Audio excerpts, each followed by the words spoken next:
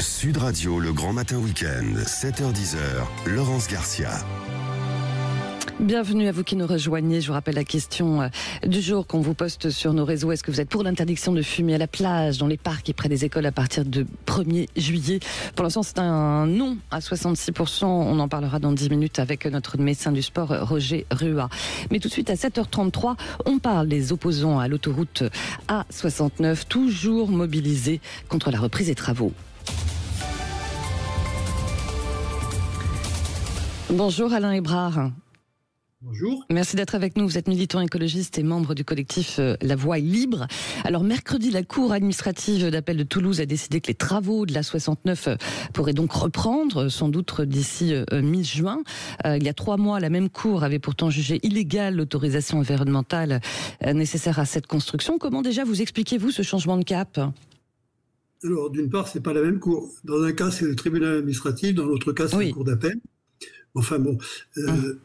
le problème, c'est que le verdict avait été rendu à la suite d'un rapport par une rapporteure qui avait fait un travail extraordinaire malgré les pressions extérieures, et les juges ont estimé devoir suivre son rapport. C'était 3 juges féminines, femmes. Donc, là, il se trouve que c'est 4 juges hommes qui ont décidé de nier ce verdict, et donc de rendre un verdict beaucoup plus politique que de droit. Vous parlez des pressions extérieures, des pressions politiques, vous parlez de qui en fait ? Il y a eu tous les élus, le gouvernement, les chambres consulaires, que ça soit de commerce, d'industrie, de l'agriculture, certains médias qui sont entièrement pour l'autoroute, une campagne énorme de propagande entre-temps pour l'autoroute. Enfin, voilà. Et donc, les juges ont cédé à la pression et ils ont rendu un jugement politique et strictement politique, qui n'a rien à voir avec le droit. La pression et puis l'argument aussi de l'écologie contre l'emploi. Il y a beaucoup d'élus qui disent il y a beaucoup de centaines de salariés en jeu aussi sur ce chantier.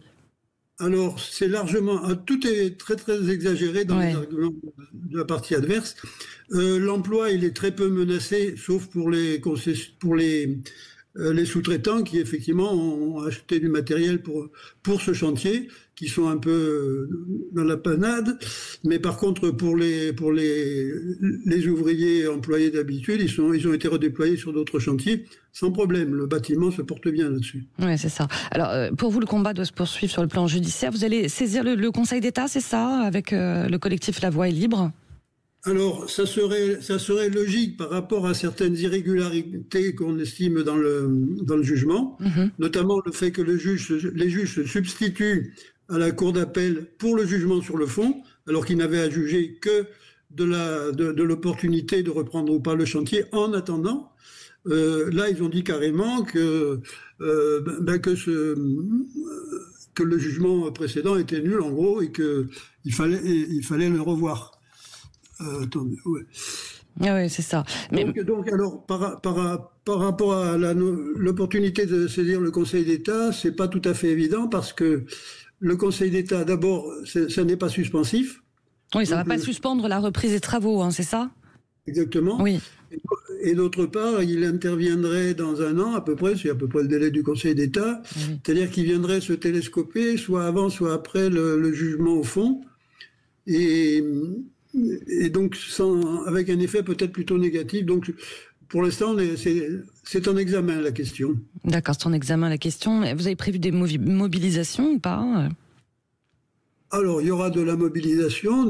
Pour ce qui nous concerne, bien sûr, elle est surtout sur le plan juridique, et essayer de continuer à convaincre l'opinion de l'inutilité de cet équipement, parce que ça concernera au mieux dans les 3-4 000 voitures, ce qui est à peu près ce qui est la portion de gens qui actuellement prennent la route entre Castres et Toulouse.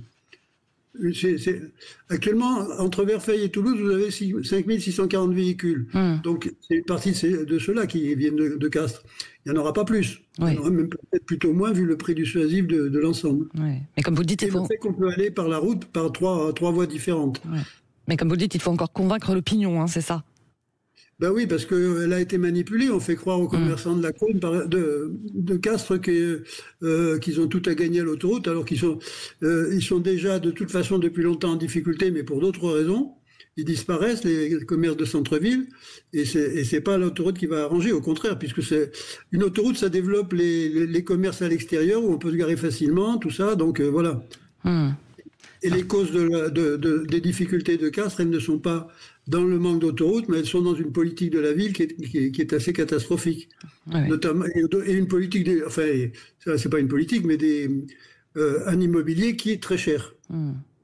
On l'a bien compris, en tout cas, le combat se poursuivra sur le plan judiciaire. Merci beaucoup, Alain Hébrard, d'avoir été avec nous. Je rappelle que vous êtes membre du collectif La Voix est libre. Belle journée à vous.